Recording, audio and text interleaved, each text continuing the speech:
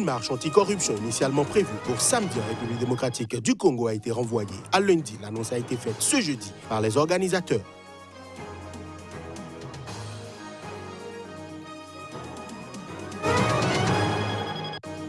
La police du Malawi a ouvert ce jeudi une enquête pour viol et torture. C'est à la suite d'allégations d'organisations des droits de l'homme accusant des policiers, entre autres, de viol en marge de manifestation.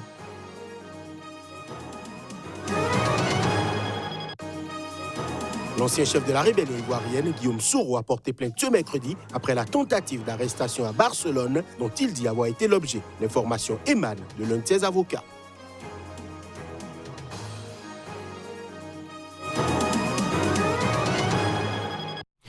Bonsoir à chacun, bonsoir à tous. Une marche anticorruption initialement prévue pour samedi en République démocratique du Congo a été renvoyée à lundi. L'annonce a été faite ce jeudi par les organisateurs, un collectif proche de l'Église catholique.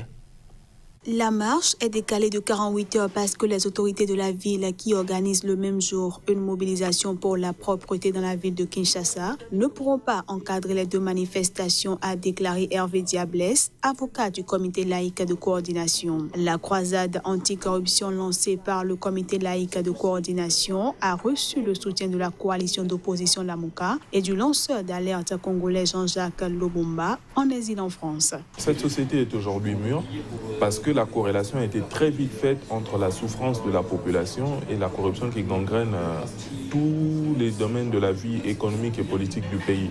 Donc le peuple a compris d'où vient son problème, c'est la raison pour laquelle aujourd'hui, de quelque bord politique que cette population soit, elle est unanime pour dire que c'est la corruption qui gangrène et qui ralentit et qui freine son développement.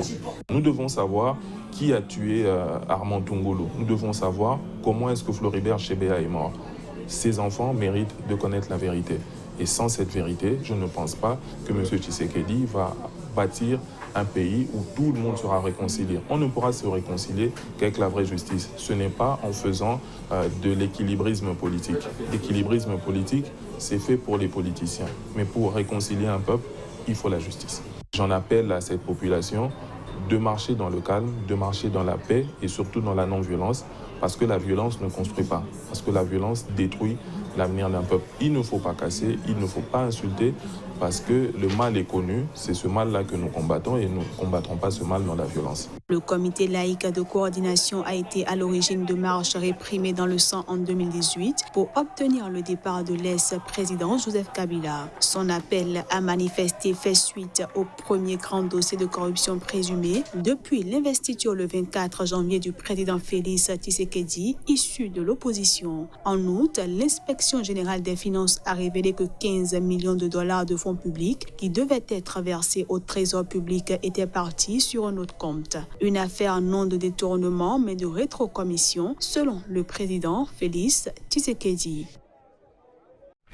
La police du Malawi a ouvert ce jeudi une enquête pour viol et torture à la suite d'allégations d'organisations des droits de l'homme, des allégations qui visent des policiers soupçonnés d'avoir agressé des femmes en marge de manifestations post-électorales.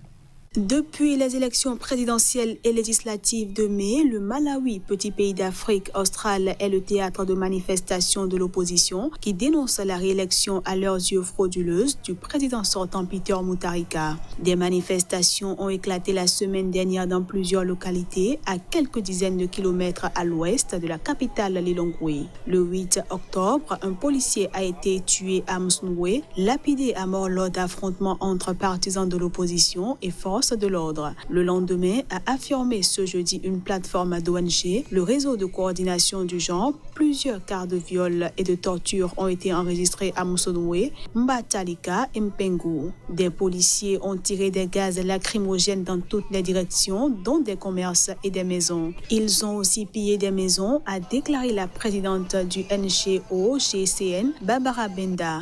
Des policiers en uniforme ont frappé aux portes des victimes. Dans un cas, les parents d'une victime ont reçu l'ordre d'aller dans une autre chambre et leur fille a été violée, a-t-elle ajouté.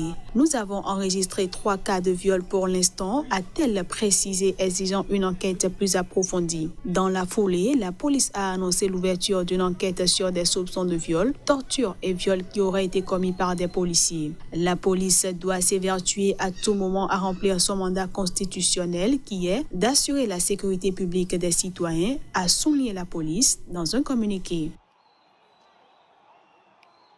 Élection générale au Mozambique, les principales missions internationales d'observateurs ont jugé ce jeudi globalement normal le déroulement des scrutins. Cependant, de nombreuses réserves ont été émises.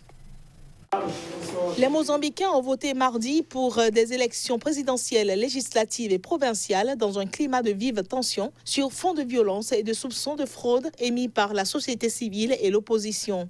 À date, aucun résultat n'a encore été publié. Mais selon les analystes, le chef de l'État sortant, Felipe Nyusi, et son parti, le Frelimo, au pouvoir depuis 1975, devraient largement remporter la présidentielle et les législatives.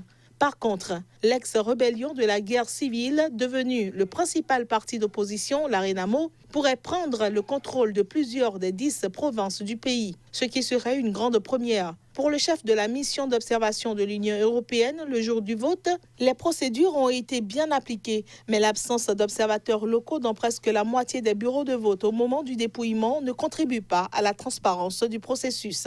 Par ailleurs, les aspects essentiels du processus tels que la sécurité, l'enregistrement des électeurs et l'accréditation des observateurs de la société civile interrogent sur son intégrité.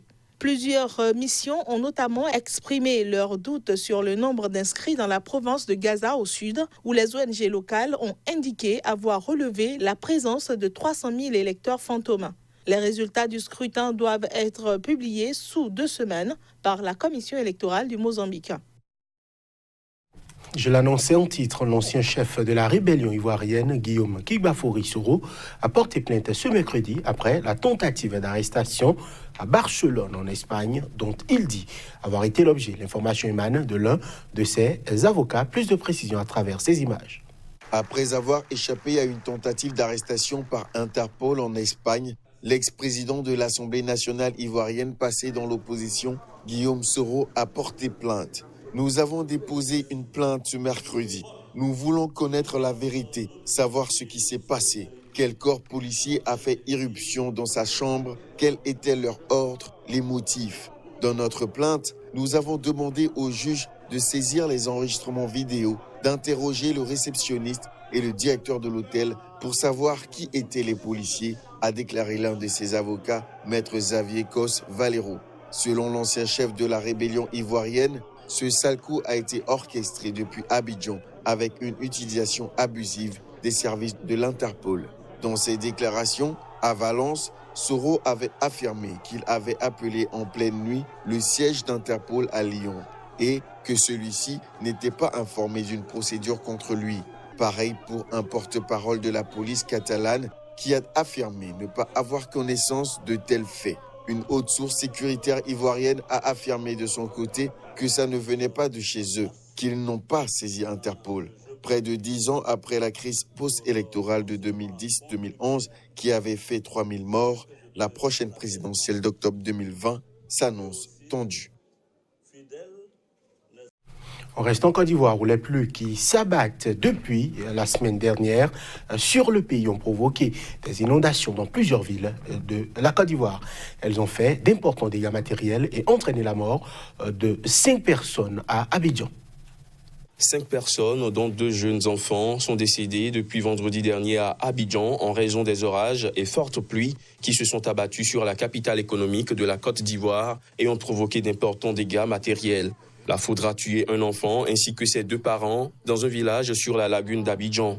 Une mère et son bébé ont été tués dans l'écroulement d'un mur dans le grand quartier populaire d'Abobo. Selon le préfet d'Abidjan, Vincent Toby, il n'y a pas eu de nouveaux morts depuis le vendredi, malgré les importantes pluies de dimanche dernier. Nous restons vigilants, il y a eu 72 interventions aquatiques des pompiers Il y a d'importants dégâts matériels, de nombreuses routes sont coupées, mais nous travaillons pour les réparer, a déclaré le préfet, signalant que plusieurs grands axes étaient impraticables ou difficiles.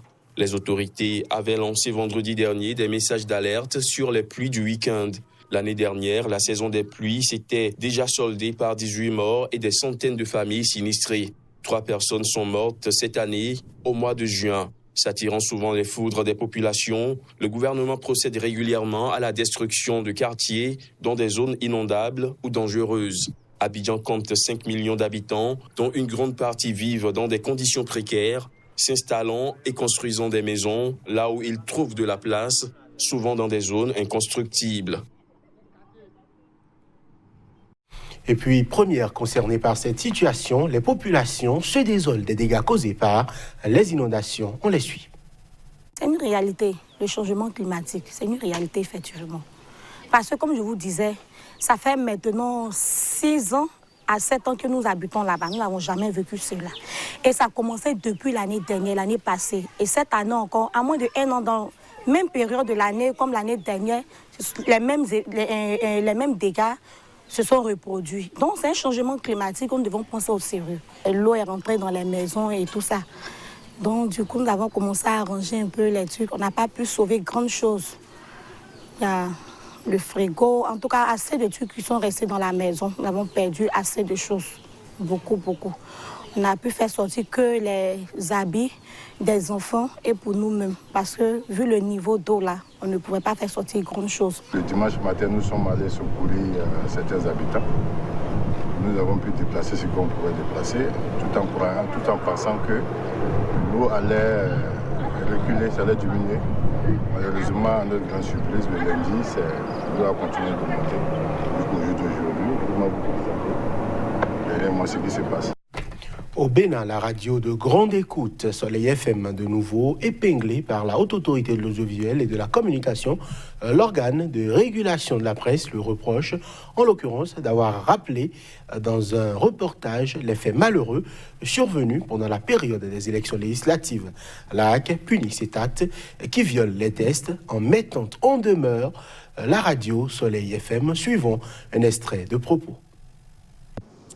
Étant donné que la radio Soleil FM a récidivé dans la violation des tests régissant la presse et la communication en République du Bénin, les responsables de la radio Soleil FM sont mis en demeure de respecter les dispositions des articles 211 du Code de l'information et de la communication. La présente mise en demeure est rendue publique conformément aux dispositions de l'article 46 de la loi organique numéro 92-021 du 21 août 1992 relative à la HAC.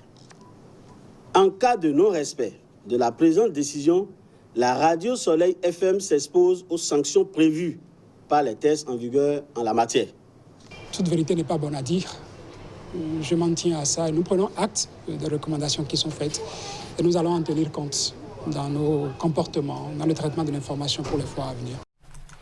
Et pour finir, dossier soupçon de financement libyen de la campagne de 2007 de Nicolas Sarkozy, l'examen des recours de l'ancien président français contre la validité de l'enquête judiciaire a été renvoyé ce jeudi au premier trimestre 2020.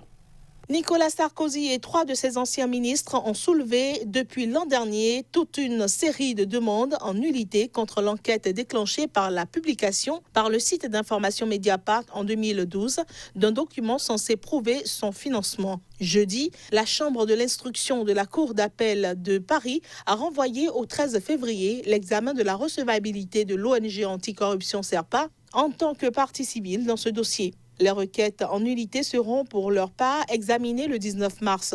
En effet, la défense avait soulevé le fait que la convocation de l'État libyen, partie civile, avait été envoyée hors délai. Témoignage de dignitaires libyens, note de service secret de Tripoli, accusation d'un intermédiaire. Après 6 ans de travail, une somme d'indices troublants ont donné corps à la thèse d'un financement de la campagne présidentielle victorieuse de Nicolas Sarkozy par le régime de Kadhafi. En novembre 2016, l'homme d'affaires Ziad Takedine, inculpé, avait affirmé avoir remis entre fin 2006 et début 2007 5 millions d'euros à Sarkozy, alors ministre de l'Intérieur, et à son directeur de cabinet, Claude Guéant. Mais aucune preuve matérielle n'a été retrouvée, même si des mouvements de fonds suspects ont conduit à 8 inculpations à ce jour.